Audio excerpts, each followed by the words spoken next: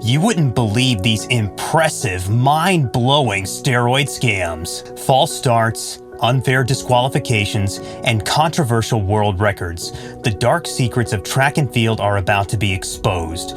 The shocking truth behind some of the sport's most notorious controversies. From sprinters breaking the rules to records that defy logic, it's time to question the integrity of track and field. Prepare to be amazed, outraged, and compelled to demand change. This is the untold story of track and field's hidden flaws, and it's about to shatter everything you thought you knew. Terrence Jones, a sprinter for Texas Tech, tied the NCAA record for the indoor 60-meter dash with an amazing time of 6.45 seconds. This was one of the biggest stories of the 2022 season, but when they looked more closely, they saw the truth. Terrence Jones had started his dash way before the others, breaking the false start rule. Even though the above event got a lot of attention in the NCAA, it was nothing compared to what happened at the World Championships.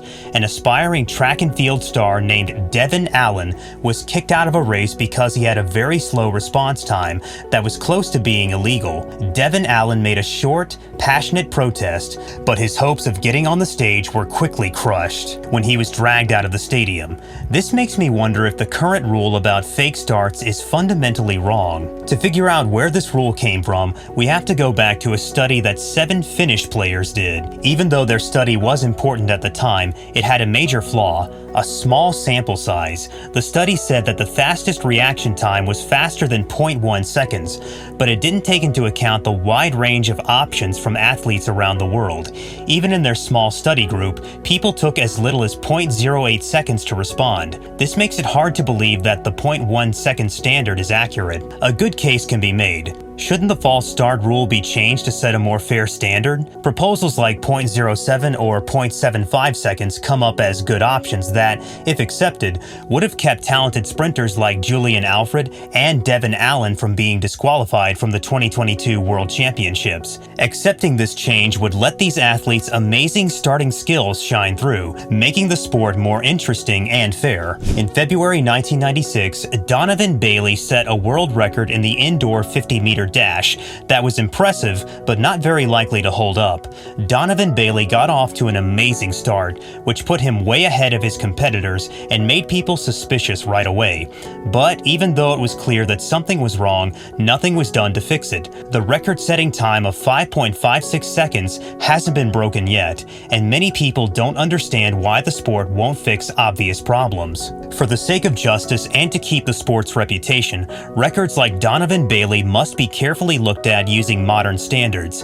The past shouldn't be off limits to criticism, because applying present rules to the past makes sure that everyone is playing by the same rules. It's hard to understand how a world record could have stood for almost 30 years despite clear proof of a false start. When things don't make sense, it makes you wonder how serious the sport is about being fair and open. There are a lot of strange marks in track and field, and some of them are clouded by accusations of cheating or bad wind readings. The sport's governing bodies need to look into these oddities and think about them more. Track and field can only get back its image as a place where everyone plays by the rules if they face these problems head-on and fix the wrongs that have been done in the past. In the end, we need to pay attention to the complex web of bad starts and world records in track and field.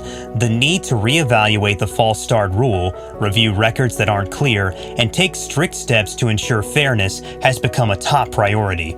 By doing this, we can keep the sport as pure and honorable as possible and make sure that players are rewarded for real accomplishments instead of taking advantage of loopholes or technicalities.